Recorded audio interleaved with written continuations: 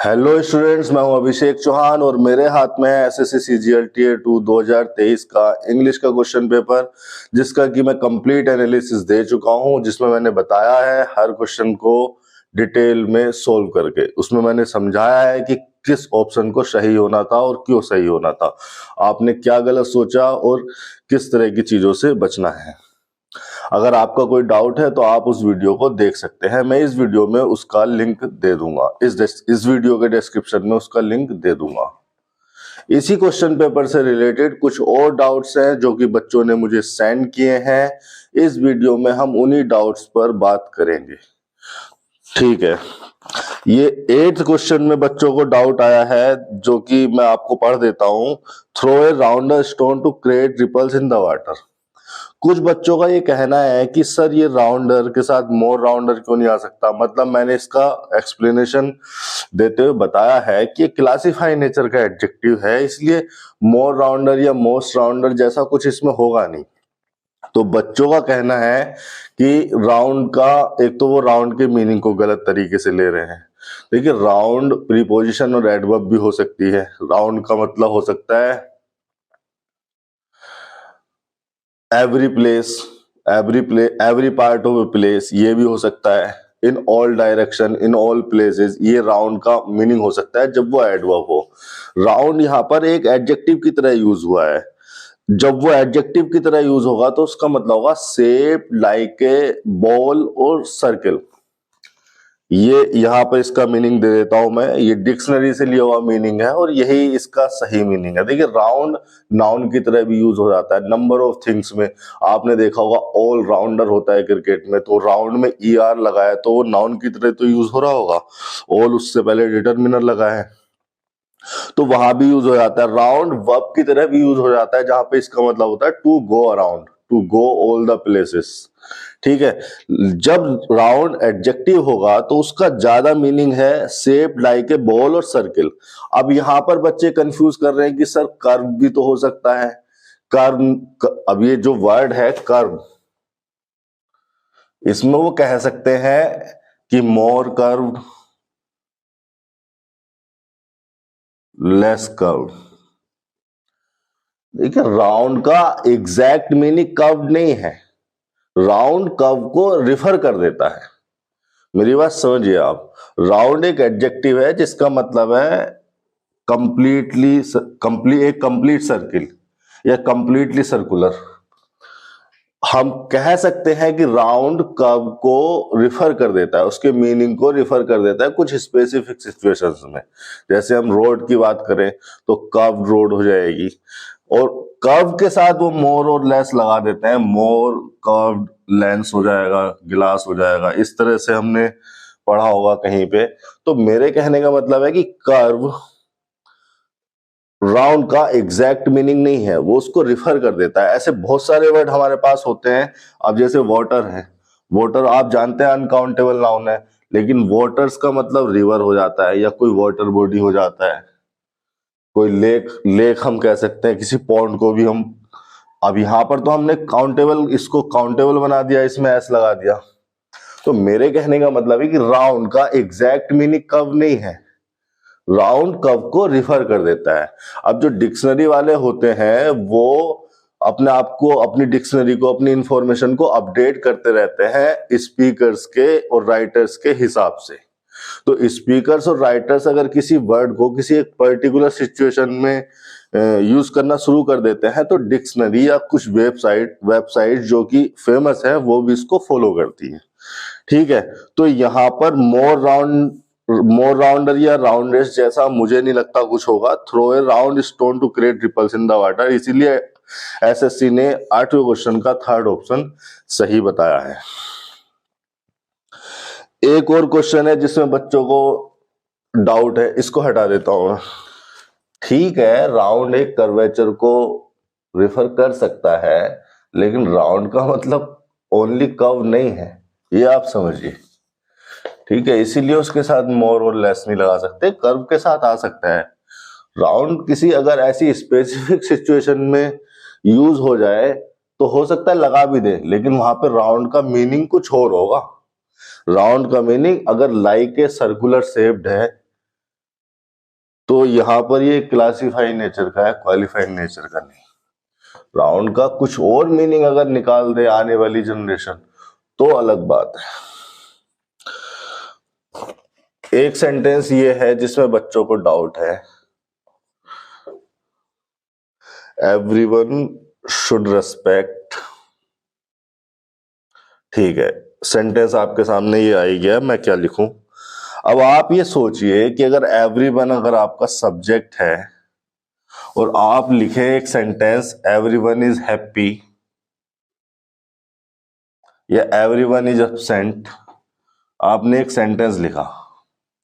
अब एवरीवन जो प्रोनाउन है वो एक डिस्ट्रीब्यूटिव नेचर का है, डिस्ट्रीब्यूटिव नेचर का। डिस्ट्रीब्यूटिव नेचर या डिस्ट्रीब्यूटिव प्रोनाउन मैं बता दूं आपको क्या होता है, आपको पता भी होगा, जो कि डिस्ट्रीब्यूटिव सेंस में यूज होते हैं।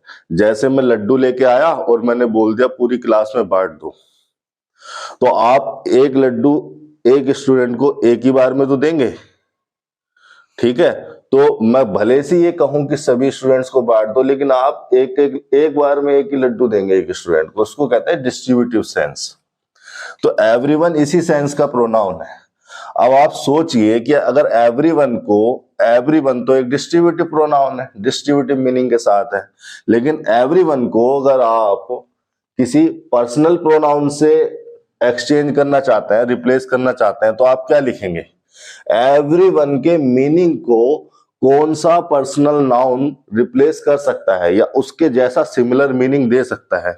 क्या एवरीवन की जगह मैं ही लिख सकता हूं, ही, या शी लिख सकता हूं, इज हैप्पी। देखिए, अगर ये मेरी क्लास है, क्लास में अगर 40 स्टूडेंट हैं और मैं सबको अगर एवरीवन कह रहा हूं, तो वो बात सही है कि मैं एक बार में एक स्टूडेंट्स को रिफर कर रहा हूं एवरीवन के द्वारा। लेकिन अगर कोई इनको पर्सनल प्रोनाउन रिप्लेस कर सकता है, तो क्या वो किसी एक पर्सन को रिप्लेस करेगा या इन सभी को रिप्लेस करेगा? इन सभी के मीनिंग को कैरी करके चलने वाला पर्सनल प्रोनाउन ही तो चुनेंगे। क्या एवरीवन से हम किसी एक पर्सन को रिफर करेंगे या एवरीवन से इन सबको रिफर कर रहे हैं हम? एवरीवन से, हालांकि एवरीवन डिस्ट्रीब्यूटिव प्रोनाउन है, वो मानता हूं मैं, सिंगुलर है और एक बार में एक ही को रिफर किया जा रहा है, लेकिन एवरीवन के मीनिंग को अगर किसी पर्सनल प्रोनाउन में हम लाना चाहते हैं या उसका जैसा सिमिलर मीनिंग हम चाहते हैं, या एवरीवन को हम किसी पर्सनल प्रोनाउन से रिप्लेस करना चाहते हैं, तो क्या किसी एक पर्सन को रिफर करना चाहते हैं हम या इन सभी को रिफर करना चाहते हैं? ऑल को रिफर करना चाहते हैं ना। अब थर्ड पर्सन है तो इसके लिए दे यूज होना चाहिए। भाई, एवरीवन इज हैप्पी का मतलब यही तो है, दे आर हैप्पी या all of them are happy. जब आप यहां पर इसके साथ दे लगा रहे हो तो डिटर्मिनर भी कौन सा लगेगा? फिर दियर लगेगा। आप बेसिक सेंस पे चलो ना। ठीक है, हो सकता है पहले कभी हिज या हर यूज हो जाता हो, लेकिन जैसे जैसे लैंग्वेज इवॉल्व होती है तो आप एडवांसमेंट के साथ चलोगे या पुरानी चीजों के साथ चलोगे? स्पीकर्स अगर कुछ समझ गए, इंग्लिश स्पीकर्स या इंग्लिश यूजर्स या बड़े राइटर्स समझ गए कि यार ये चीज हम गलत यूज कर रहे हैं, इसको हम सही यूज करना शुरू करें, और उन्होंने उसका यूसेज चेंज कर दिया, तो आप एडवांस चीजों के साथ चलोगे या पुरानी थिंकिंग के साथ चलोगे? होता होगा कभी हिजर यूज, मुझे तो पता नहीं, मुझे तो यही लगता है सही, क्योंकि ये मीनिंगफुल है।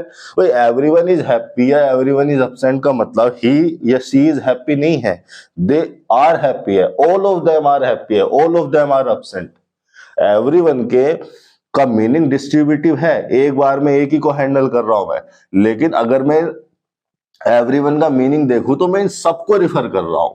सबको रिफर करने के लिए तो मैं दे लगाऊंगा, प्लूरल प्रोनाउन का यूज करूंगा ना, मैं प्लूरल केस लूंगा। तो मेरे कहने का मतलब है कि everyone should respect their parents, teachers and elders. ठीक है, दियर आना चाहिए यहाँ पे, हिजर नहीं आना चाहिए, मेरा तो ऐसा मानना है। देखिए कितना लॉजिकल है। अब आप बहस करना चाहो तो कर लो भैया, कोई फायदा थोड़ी है। एक और क्वेश्चन में जो है बच्चों ने डाउट दिया है, बच्चों का डाउट है 23वें क्वेश्चन में। बच्चों का ये कहना है कि सर ये जो एंटरटेनमेंट है एंटरटेनमेंट जो वर्ड है एक नाउन है। बच्चों का कहना है कि सर ये तो एब्स्ट्रैक्ट नाउन है। अगर ये एब्स्ट्रैक्ट नाउन है तो एब्स्ट्रैक्ट नाउन के तो काउंटेबल अनकाउंटेबल का मतलब ही नहीं बनता।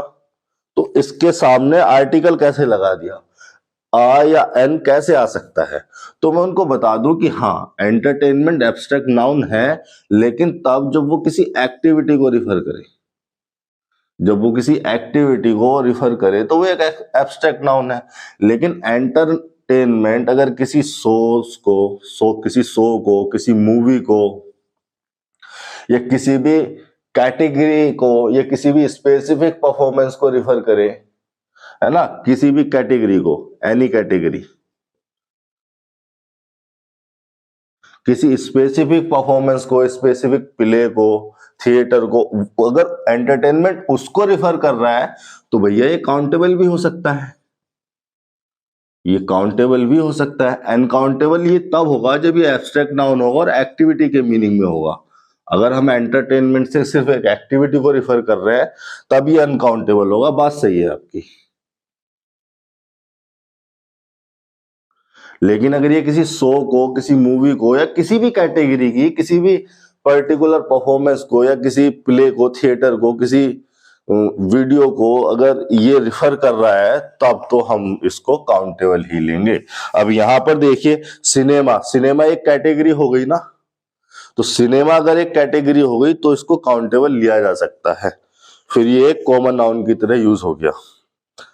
ठीक है, इन सबको कॉमनली एंटरटेनमेंट कह देंगे हम। फिर तो इसके साथ आ सकता है, यानी कि 23 का 4 ऑप्शन सही होगा। इंप्रूवमेंट बताना था ना इसमें। जी हाँ, एक क्वेश्चन में बच्चों ने डाउट बताया है, 25 क्वेश्चन है ये। बच्चों का कहना है कि लिव इन फर्स्ट फ्लोर, इसका ये चौथा जो ऑप्शन है इसमें गलती है। यहाँ पे दा आना चाहिए। बच्चों का कहना है कि सर यहाँ पे इन नहीं आएगा, ऑन आएगा। बिल्कुल सही कह रहे हैं वो। फ्लोर के लिए चाहे वो किसी भी चीज की फ्लोर हो, फ्लोर ऑफ दिस बिल्डिंग, ऐसा कुछ लिखा है ना सेंटेंस में। जी हाँ, सही कह रहे हैं वो। इन की जगह ऑन आएगा। बल्कि कुछ बच्चों ने इस पर ध्यान भी दिया है। कुछ बच्चों ने दा को समझ के कॉन्सेप्ट सही किया है, ये एरर लगाई है। कुछ को नहीं पता था कि ये ऑर्डिनेट है या फिर फर्स्ट के साथ दा आएगा। उन्होंने सिर्फ इन और ऑन देखा और ये लगा दिया। ये तो रटी रटाई बातें हैं। फ्लोर देखिए, फ्लोर एक सरफेस को रिफर करता है। फ्लोर अगर किसी सरफेस को रिफर करता है तो सरफेस के साथ हम प्रीपोजिशन ऑन लगा के चलते हैं। बिल्कुल सही कहना है उसको। शायद मैं इसको एनालाइज करते हुए इस कॉन्सेप्ट को मिस कर दिया। कोई बात नहीं, गलती तो सही है हमारी, इसी में 4th पार्ट में सही होगी। तो ये जो है बच्चों के डाउट है। आपके भी अगर कोई डाउट हो तो आप मुझे भेज सकते हैं बेझिझक। अगर मुझे लगेगा कि बहुत सारे स्टूडेंट्स का ये डाउट है, या ये ऐसा डाउट है कि जिस पर मुझे खुलकर डिटेल में बताना चाहिए, तो मैं यहाँ पर उसकी वीडियो बनाकर दूंगा। वरना कमेंट सेक्शन में तो आपका प्रॉब्लम सोल्व कर ही दूंगा। Thank you. मिलते हैं अगले सेशन में।